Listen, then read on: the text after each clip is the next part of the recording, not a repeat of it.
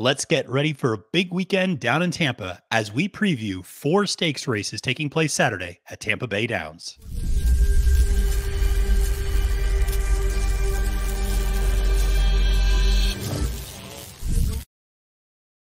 Salutations and welcome, friends. I'm your host for this stakes preview. My name is Matthew DeSantis. You can find me on Twitter at the handle @FailedToMenace. Thank you for tuning in to this Tampa Bay Downs stakes preview, as myself and a very special guest are going to preview 4 stakes races taking place on Saturday at Tampa Bay Downs, including the Sam F. Davis Stakes, which is, of course, a Kentucky Derby prep stakes, but there's a lot of big name horses and heavy hitters beneath that on some of the other stakes races on Saturday. Now, before we go any further, make sure to subscribe to Trust the Profits on YouTube. Make sure to give me a follow on Twitter at the handle @FailedToMenace, and give us a like on this video and let us know who you like in the comments below on this big day down at the Tampa Bay Derby and Tampa Bay Downs, and the Tampa Bay Derby is coming later. That's a little bit about a month away still. But like I said, got a lot of stuff going on this great big day. And so helping me out is my friend from down in Florida. I got to bring in a local down there, and none other than the sniper himself, Barry the Sniper Spears. Barry, thank you so much for coming on. You are going to be working at Tampa Bay Downs actually this Saturday. So if folks are out at the track, they can come by and see you. But thanks so much for coming on. And what are your thoughts just overall on this card that Tampa Bay has on Saturday? Oh, thank you so much for having me on. The card is pretty decent on Saturday. The stakes races, there's one of them looks pretty chalky. The Philly race kind of looks a little bit chalky, Yep. but the Sam F. Davis race itself is pretty tough. You have these young improving horses. Anybody can jump up and win at any point. So that's definitely going to be a difficult race. But all in all, hopefully the weather cooperates and we get some good racing in on Saturday.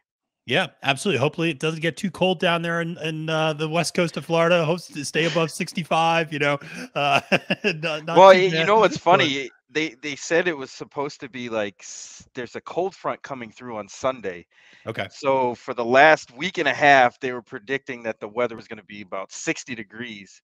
Mm, And then I guess it's a slow developer. yeah. So, we might be in the 80s on Saturday Oh, rather than wow. 60. So Yeah. that works out really good. But there's some chance of rain, but it looks like it's going to be late, like, Okay. after the races are over, like 6, 7 o'clock. So Okay. hopefully we can keep that away and, make some money. Absolutely, absolutely. So, well, like I said, Barry's going to be there working at Tampa Bay Downs. So make sure to say hi if you're down there at the track. And we got 4 stakes races to get through. So let's dive straight into the first one, which is the Minaret Stakes for 4-year-olds and up, filly and mares, 6 furlongs on the dirt. Obviously, I have highlighted here the morning line favorite, Caramel Swirl. Who is coming off a pretty significant layoff, but last ran in the Grade 1 Ballerina, finishing second to Goodnight Olive. Morning line favorite at 7-5. But as you can tell, there's a lot of decent horses behind this one. Barry, we'll start with you as the guest. Where did you go in this Minaret Stakes? I know you're not a person who typically likes chalk, so how did you try to maybe beat Caramel Swirl here? Yeah, on paper, Caramel Swirl looks better than these, but I have to say that if there's any time you could beat her, it's going to be on Saturday. I mean, she hasn't been out since August, and her body of work isn't really all that impressive when you kind of peel back the layers. So I'm going to try to look elsewhere. There's a few horses that have really caught my eye because there seems to be quite a bit of zip in this race. Mm-hmm. And the first one, who isn't a huge price, but it's Drafaros, the one horse. Yep. Um, I think this horse is kind of getting good at the right time. Won 3 straight, earned her spot to take a shot here. I mean, this isn't really a major stake or anything, but it's definitely better than the competition she's been seeing. Mm-hmm. Um, but her last race was pretty damn good, Yeah. and I think Yeah. I think she doesn't need the lead, which is a plus here. Yep. Um, because I think that they're going to be really flying up front, and then that leaves it open for a lot of possibilities. Even Karma Swirl isn't one that should be on the lead, but she's going to be close to the pace, and somebody from further out, I think, may end up kind of scoring here. Yeah, Dry Pharaohs to me was also a very logical play against Caramel Swirl. And just to put a point of emphasis on Caramel Swirl, obviously a very good horse, but completely agree with you that if you're going to beat her in this type of a spot, today is the day to do it. Because you figure Bill Mott probably does not have her all the way cranked up. This horse has bigger plans later this spring, later this summer, probably up at Saratoga again at the Ballerina. So they're working towards something here, and this is just the first step. So I wouldn't expect her to be 100% cranked up out of the box here coming off the layoff. So yeah, Dryfoss was definitely a horse I had in mind, and really delivered that nice performance last time out in an optional claimer 62,000 at Gulfstream. That was off the bench too. I mean, that was after a nice 5-month layoff, and she came out, looked much the best that day. Like you said, earned her spot, definitely has been improving. So a lot to like there for that horse. And I also like, she can take back a little bit from the inside rail, so she doesn't break up to the front. It's not the end of the world. Like you said, a lot of pace in there for this one. Any other horses that kind of caught your eye in this particular race? Maybe a bigger price or other horses? Sure, of course. Zenilo Rob? Yeah. Is that how you say that? Yeah. All right, that horse, the 6. The 6. Yeah. She definitely is a little bit sneakier than what it appears. I kind of like the prep last time out. Yeah. Looks like they were kind of pointing towards this race a little bit. Went a mile on the Rampart, showed speed and faded, and I don't really believe that this horse really wants to go that far. I think 6 furlongs is probably a good spot for her. And using that last as a prep might end up being a good thing here because, like we talked about before, speed seems to be towards the outside of this field with Pink Shoelaces and Olivia Darling. And then, some inside horses have some zip like Nightcap. So the pace is going to be lively, I think. And, a horse like Zenil Rob should benefit off of that. Whether she can win or not is another story, but I think she's really going to be around it when it's all said and done. Yeah, 12-1 presents very good value for a Barn and Brendan Walsh that you tend to really trust. And it's funny, she reminds me a little bit of Law Professor in that I think she's better on the turf, but they keep her on the dirt here. But I agree with you about the way this pace sets up. And it should be pointed out that Rampart has come back very strong as Mary Quite Contrary came back to win a grade 3 next time out to actually beat Obligatory, and Colorful Mischief, who finished second in that grade 3 next time out. So those top 2 that she lost to, very formidable and have come back in very strong form down at Gulfstream Park. The other horse I will mention, you mentioned her in passing, is Olivia Darling at 5-1. This is a horse that absolutely will be up on the lead. And I'll just mention it for really the trainer, Jorge Delgado, winning 40% of races at Tampa Bay Downs. Not a bad percentage if you're going to play that. And this is a horse that reminds me a little bit of the number 1 horse in that she is improving since coming over from the Grand Motion Barn. And this is definitely a step up in competition. This will be a really big test. To your point, I'd imagine people will look at some of those trainer stats, maybe be drawn to a horse like this. I'm a little worried about stepping up in class and all this pace pressure. I just don't love the 5-1 odds there on her in this spot. But I my eyes were drawn to the 1 as well. So I'm glad to see we're on the same page here. It happens a lot, right? It does. It does happen a lot. We start looking at the same things. And this one just, like I said, I would not begrudge anyone if they bet Caramel Swirl. She is, like you said, on paper makes a ton of sense. I get it. But coming back from a pretty lengthy layoff, if you're going to try to beat her, I think the 1 makes a lot of sense to try to do it. Yeah, one horse I can tell you I don't like in that race is the 2 My Destiny. I think that horse got 2 perfect trips. Yeah. One at Gulfstream, then went down to Louisiana and got a really perfect trip there. And I don't think that horse can compete with these. Probably will take some money, which is a good thing, so we can get some value somewhere else. Absolutely. No, I had the same thought. Was I'll let the Delta down form beat me, but I'm not gonna be betting on that one. So let's head to the Pelican Stakes, which has some other big names in it as well. And this is another listed stakes race for 4-year-olds and up, going 6 furlongs on the dirt again. And this one, you'll see the top pick or the top morning line favorite is Sibelius for Jeremiah O'Dwyer. And this is one, I got to be honest, I have to give a shout out to my dad, who loves the number 2 horse, Paco's Pico, for Rohan Crichton at 8-1. My dad used this horse one time on Stable Duel. The horse won. My dad won. Now my dad emails me and texts me every time Paco's Pico runs to see what's going on with this horse.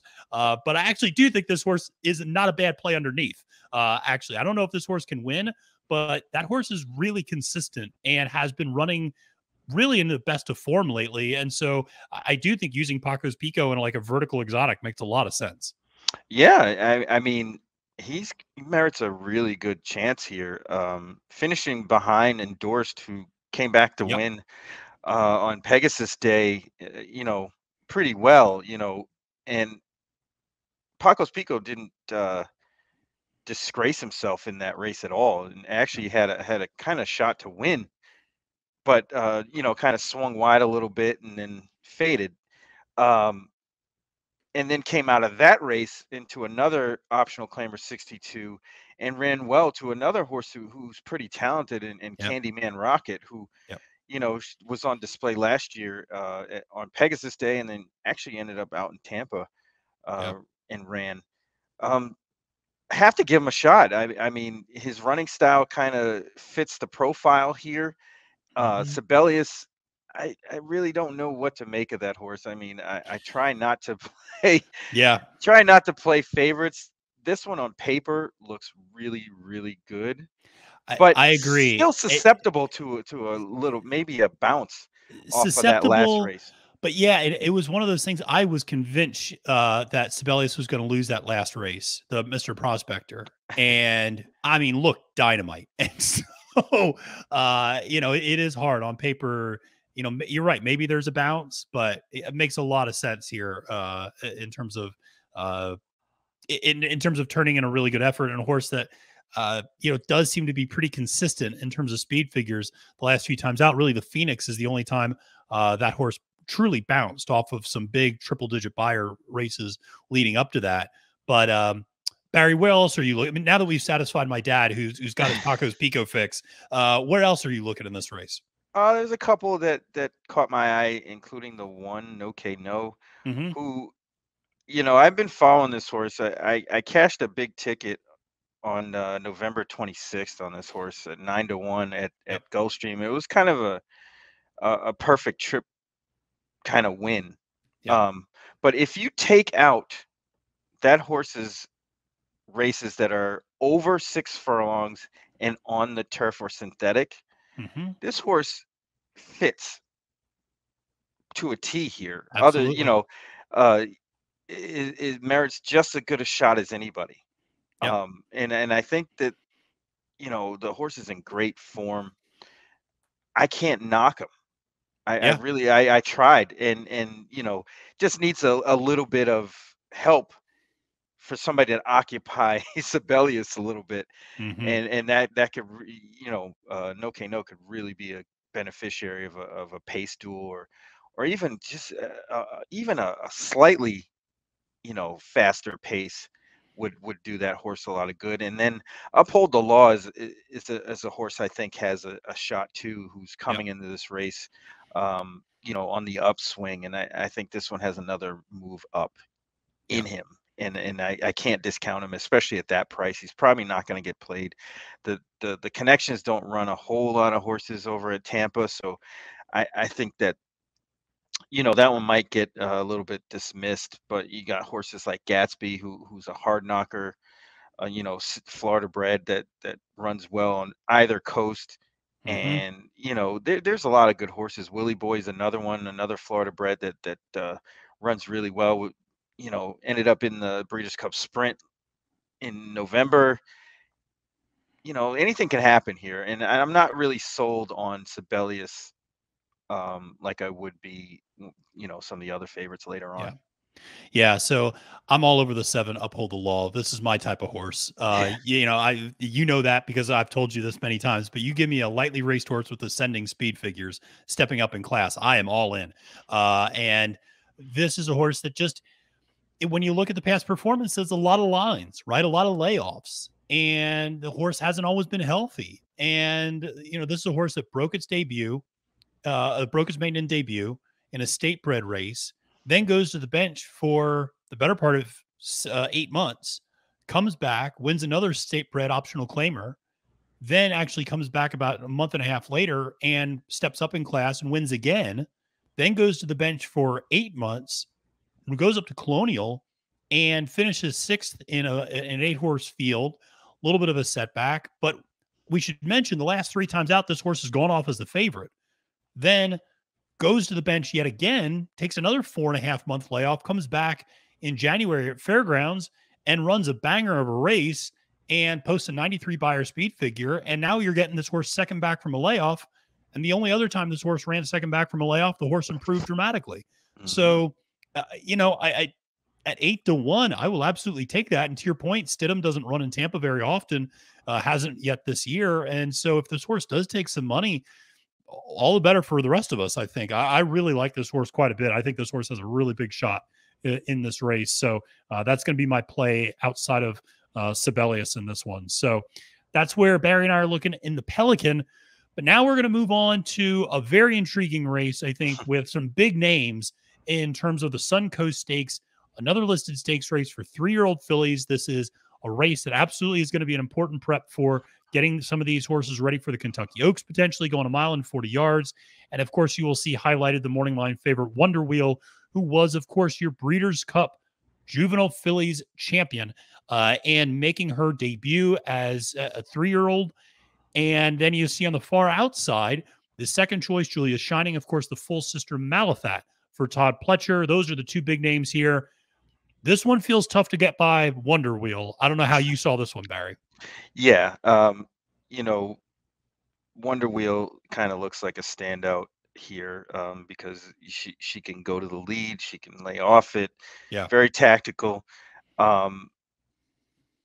and speed figure wise, just on Beyer figures, she basically has better numbers than everybody in the race, other than one other horse, who kind of they're very similar. And I am just totally trying to not play Julia Shining. I just don't think that horse is all that fast. Got an outside post, going to catch a lot of action because of the connections.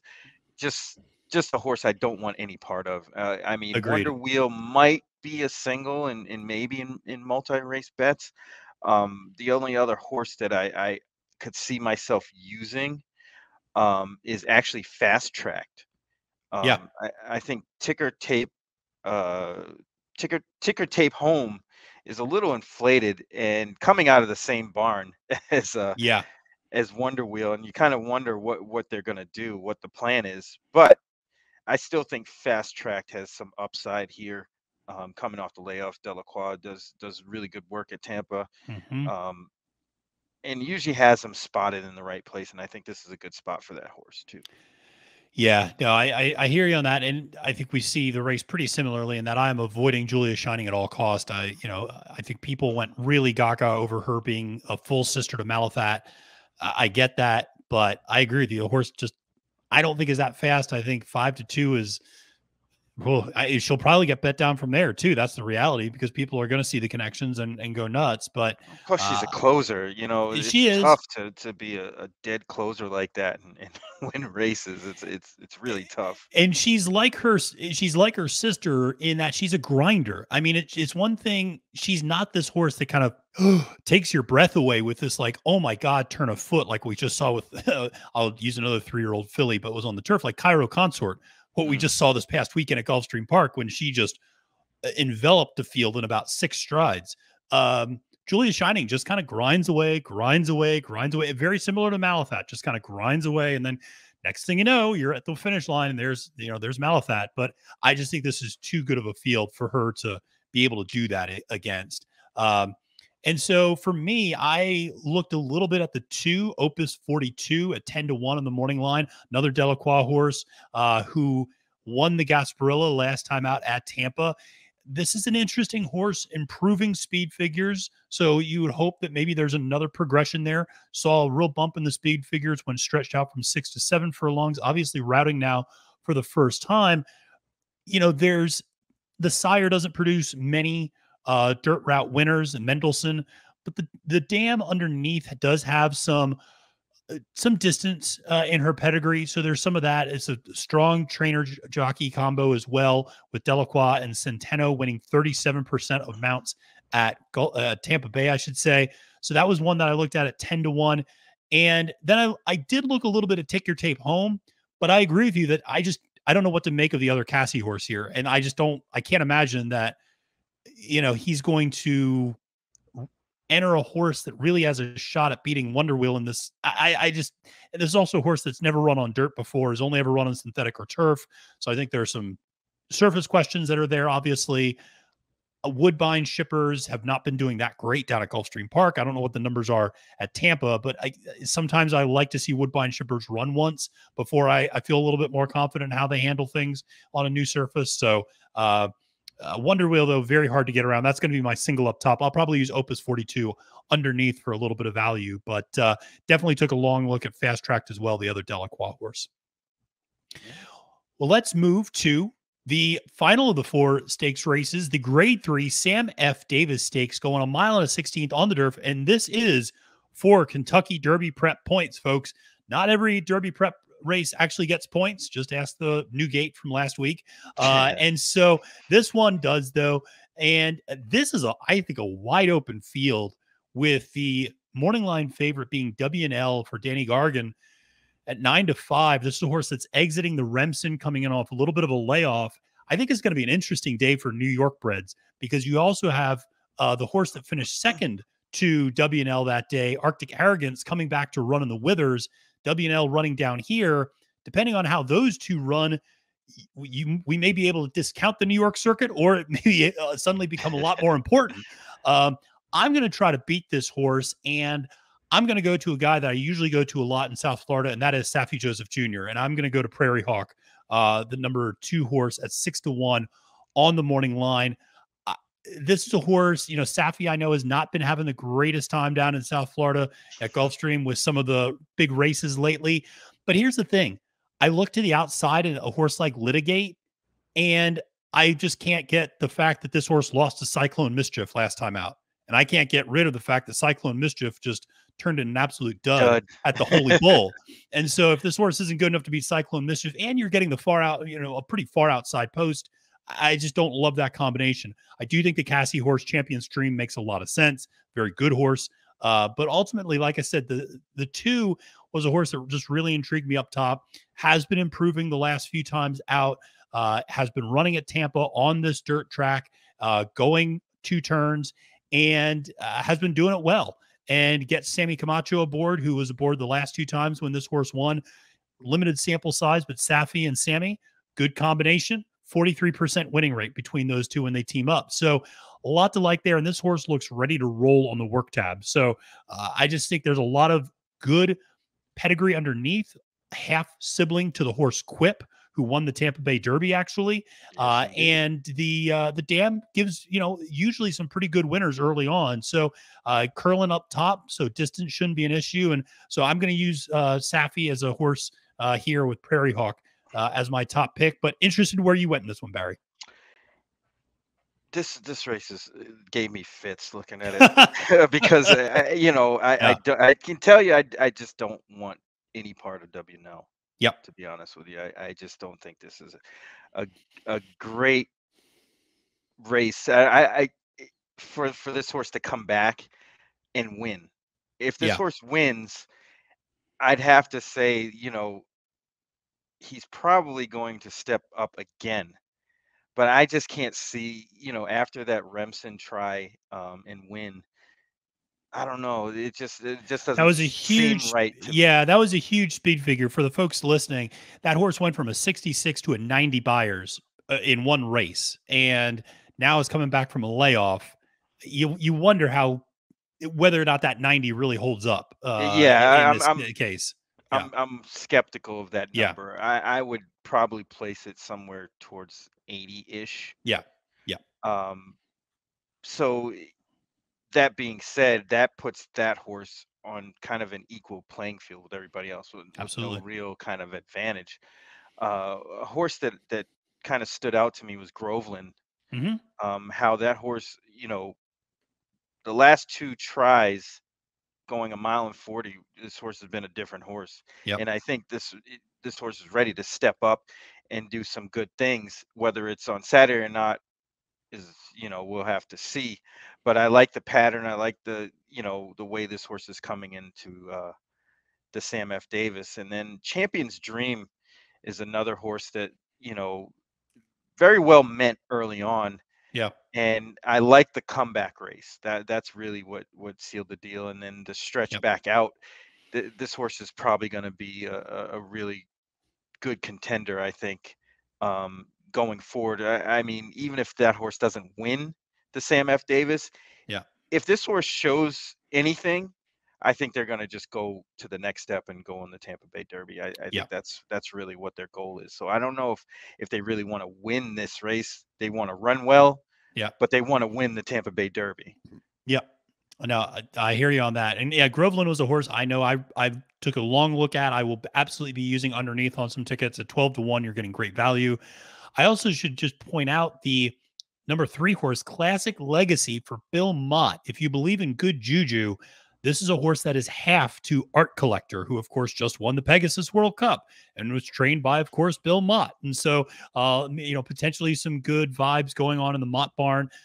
This is a horse that does seem intriguing and has kept good company. I think 12-1 is probably a fair price, but should like all the distance you want to give this horse. So stretching out, I think, will be a little bit better. Mott coming off the layoff is winning at a 22% rate.